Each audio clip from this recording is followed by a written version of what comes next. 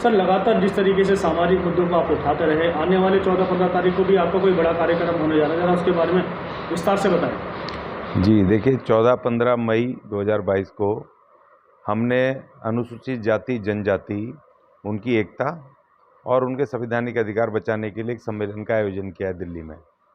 और उसमें हम पूरे देश के SC STs के अलग अलग जातियों के संगठनों को हम इनवाइट कर रहे हैं, जो ऑलरेडी काम कर रहे हैं मैदान में। उनके लिमिटेड प्रतिनिधियों को दिल्ली बुला रहे हैं और दिल्ली बुला करके हम 2 दिन, एक दिन तो हम 14 तारीख को दिल्ली में जंतर मंतर पर एक प्रोटेस्ट हमने सबको इकट्ठे करके, अपने जो लोग होंगे उनको करके, प्रतिनिधियों को इकट्ठा करके सरकार को मेमोरेंडम देंगे। हमारी जो मांग है SC ST की, जो संविधान में है, उन संवैधानिक मांगों को लागू करने के लिए, हमारी वो मांग वैसे नहीं है कि हम कोई एडिशनल मांग मांग रहे हैं। जो संविधान में, भारत के संविधान में 16(4) में बाबा साहब ने जो हमें अधिकार दिए हैं और जो संविधान के 330 से लेकर 342 तक जो हमारे अधिकार, एग्जिस्टिंग राइट हैं संविधान में, उनका एवोल्यूशन कर रहे हैं, उनको, उनकी खिलाफत कर रहे हैं, तो हम उनको लागू करने की मांग कर रहे हैं। और जैसे कि मैं आपको बताऊं कि जो ये हमने का सबसे बड़ा मुद्दा हमारा ये है कि 1992 से जो निजीकरण लेकर के आए, हमने उसको चैलेंज किया। अभी हमने SC ST दोनों कमीशन से नोटिस करवाया सरकार को कि निजीकरण अपने आप में गैर संवैधानिक है, क्योंकि जो हमारा रिजर्वेशन मूल अधिकार में है, और रिजर्वेशन कहाँ लागू होता है? जो भारत के सरकारी संस्थान हैं, इस्टेब्लिशमेंट हैं, उसमें वो लागू होता है। और 1992 में जो भी सरकार थी, वो उससे लेकर के आज तक ये बिल्कुल आंख मूंद करके रिजर्वेशन की जगह अल्टरनेटिव ना दे करके ये पूरा उसको बेच रहे हैं। तो हमने उस पर चैलेंज किया है कोर्ट में और हमने नोटिस करवाया, और फाइनेंस मिनिस्ट्री से और DOPT जो प्रधानमंत्री के डायरेक्ट अंडर रहती है, उससे भी हमें आ गया है जवाब। और वो हमने जो 3 विशेष मांग मांगी थी उसमें कि जो 1992 से लेके और 2022 तक जितने भी संस्थान बेचे हैं सरकार में, क्योंकि वो गैर संवैधानिक तरीके से बेचे हैं, तो हमारा रिजर्वेशन उसमें रिइंस्टेट हो, पूरा रिजर्वेशन लगे, बैकलॉग भरा जाए।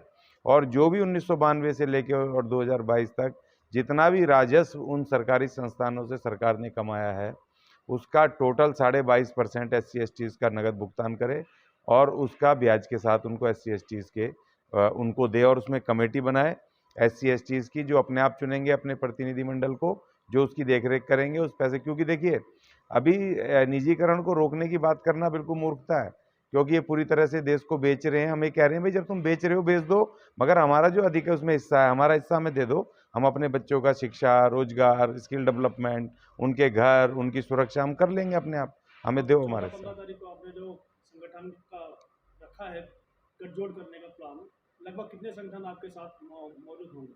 देखिए, जिस तरह से अभी अभी हालत ये है कि इतने सारे संगठनों के, कम से 100 से ज़्यादा संगठनों के हमें फ़ोन आ गए हैं, लेकिन हमारे पास लिमिटेड सोर्सेज हैं, लिमिटेड संसाधन हैं, और इस वजह से हमने 40 से 50 प्रतिनिधि हम छांट रहे हैं जो वहाँ पर दिल्ली में आएंगे। वैसे तो 14 को तो हम कह रहे हैं, आप 2, 5, 7 जो ला सकते हो आप लेकर के आओ, क्योंकि उसमें भी पुलिस ने हमें, मैंने लिख के दिया था पुलिस को वहाँ परमिशन के लिए जंतर मंतर पे 14 को, तो वहाँ पर उन्होंने हमें 150 से ज़्यादा लोग लाने से मना किया है, बिल्कुल स्ट्रिक्टली मना किया है। और दूसरी बात ये है कि हम 50 से ज़्यादा संगठन नहीं रखेंगे, उनके एक प्रतिनिधि हमारे होंगे, क्योंकि हमारे पास सीट भी कम है हॉल में, और हम ये चाहते हैं कि भीड़ नहीं चाहिए हमें। SC STs के अधिकार पे जो अभी नहीं हुआ, जो संगठन काम कर रहे हैं, हमने एक प्रॉपर एक हमने वो बनाया, एक पत्र बनाया, उसके ऊपर चर्चा होगी, एजेंडा बनाया, उस पर चर्चा करके हम आगे का रास्ता, आगे की एकता और संवैधानिक अधिकारों पे अपने अपने राज्यों में जा करके वो अपने SC STs के लोगों को इकट्ठा करें और उस पर आगे बड़ा आंदोलन खड़ा हो और एक लीडरशिप डेवलप हो। इस वजह से हमने इस कार्यक्रम को रखा है, इसमें भीड़ की आवश्यकता नहीं है हमें। सर, लगभग देखा ये गया है कि जितने भी संगठन, लगभग 10,000 से ज़्यादा संगठन बने हुए, सिर्फ और सिर्फ अध्यक्ष पद हासिल करने के लिए संगठन बनता है। उसके बाद ना तो वहाँ कर्मचारी दिखाई देते, ना वो कार्यकर्ता दिखाई देते, और जमीन पर उतरने की तो कोई कार्रवाई होती ही नहीं है। फिर संगठन को बुलाकर के एकजुट कर क्या हासिल होने वाला है? नहीं देखिए, मैं भी इस बात पे हम सोच रहे हैं, और बहुत सारे संगठन हैं हमारे, जो दिल्ली में भी सैकड़ों हैं। अगर मैं चाहता, मेरे इतने लिंक हैं कि दिल्ली में मैं 500-700 लोग इकट्ठे कर सकता था संगठनों के, लेकिन हमने उनको किसी को नहीं बुला रहे हैं, क्योंकि हमें पता है कि वो काम नहीं कर रहे हैं, ऑफिसों में बैठे हुए हैं और डॉक्टर अम्बेडकर बन के बैठ गए हैं। जो परंपरा थी देखिए, मैं अभी भी जाता हूँ, मेरे घर के बाहर भी, मैं रोहिणी में रहता हूँ, वहाँ पार्क है। सुबह 5 बजे से आरएसएस के लोग झंडा लेकर के बैठ के अपने उसी गतिविधि को, जो आज से 40 साल 50 साल पहले जब शुरू हुआ था, जो उनका कैडर डेवलपमेंट का और जो विचार अपना देना उसका काम था, वो तैयार है। लेकिन हमारे सारे दलित संगठनों ने जो वहाँ पर गली गली जा करके अपने लोगों को इकट्ठा करना था, कैडराइज करना था, वो परंपरा खत्म हो गई है।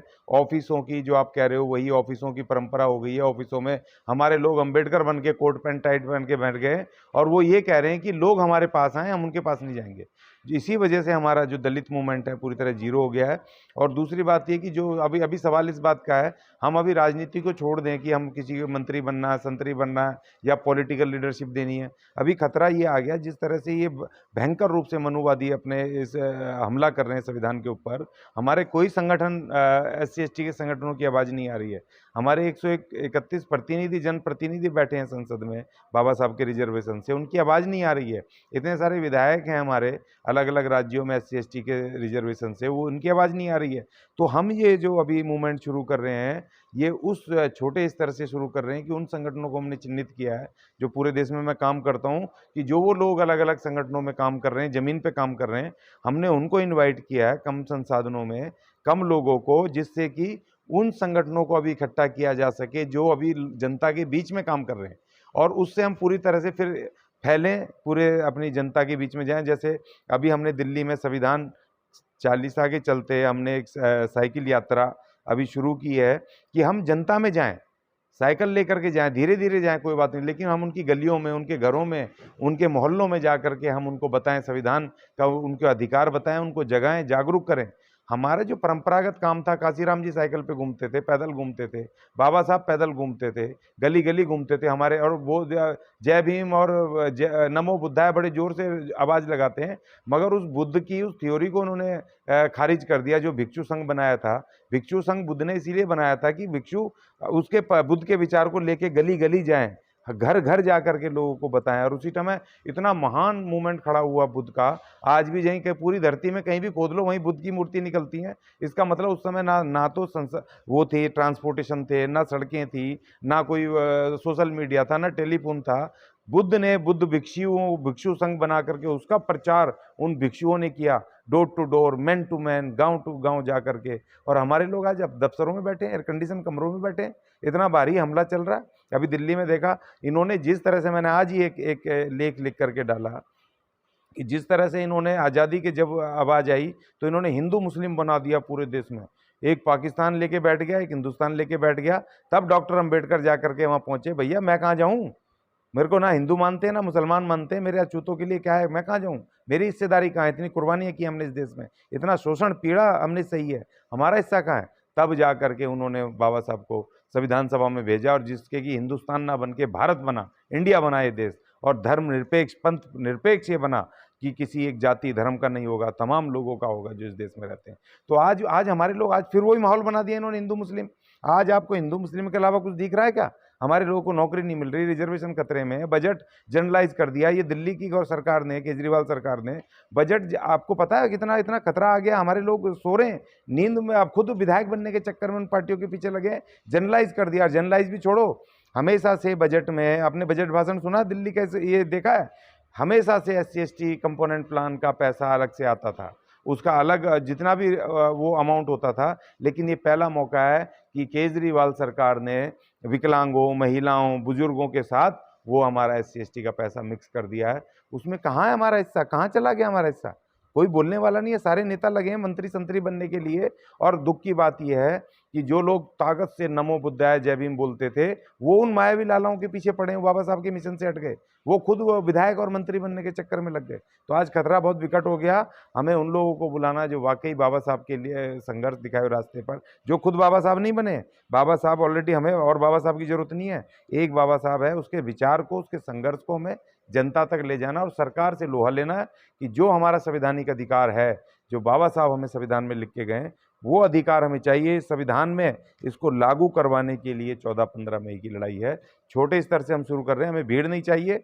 मैं बार बार कहता हूँ, आपने देखा भी होगा, भीड़ नहीं चाहिए, वो लोग चाहिए जो काम कर रहे हैं, क्योंकि वो सुने और प्रस्ताव पास करें, एजेंडा लें और जहां अपने घर के दिल्ली में हो, दिल्ली के बाहर के हों, अपने अपने इलाकों में जाकर के काम करें जनता के बीच में। हमें वो लोग चाहिए, भाषण वाले लोग हमें नहीं चाहिए, किसी भी हालत में नहीं चाहिए। तो इसलिए हमें 14-15 का ये एक बड़ा कार्यक्रम है, इसको लेके हम दिल्ली में साइकिल यात्रा भी कर रहे हैं और हमारे तमाम लोग जो पूरी दिल्ली के बाहर हैं वो भी अपने अपने इलाकों में प्रचार में जुट गए। और हम ये लोगों को कह रहे हैं आप जंतर मंतर मत आओ, मगर आप ये पकड़ो प्रोग्राम और 14 तारीख को आपको समय मिल जाए तो 2 से 5 अपने ही घर के बाहर मोमबत्ती लेके बैठ जाना कि हम जंतर मंतर के प्रोग्राम को हम समर्थन कर रहे हैं। मत आओ जंतर मंतर, कोई जरूरत नहीं है, अपने इलाकों में बैठ करके आप समर्थन करो। और दूसरी बात ये कि भले ही लोग ना आए, लेकिन उनको ये पता होना चाहिए कि आज जंतर मंतर पे अनुसूचित जाति जनजाति के संवैधानिक अधिकारों के लिए कोई कार्यक्रम हो रहा है। ये हमारी मंशा है।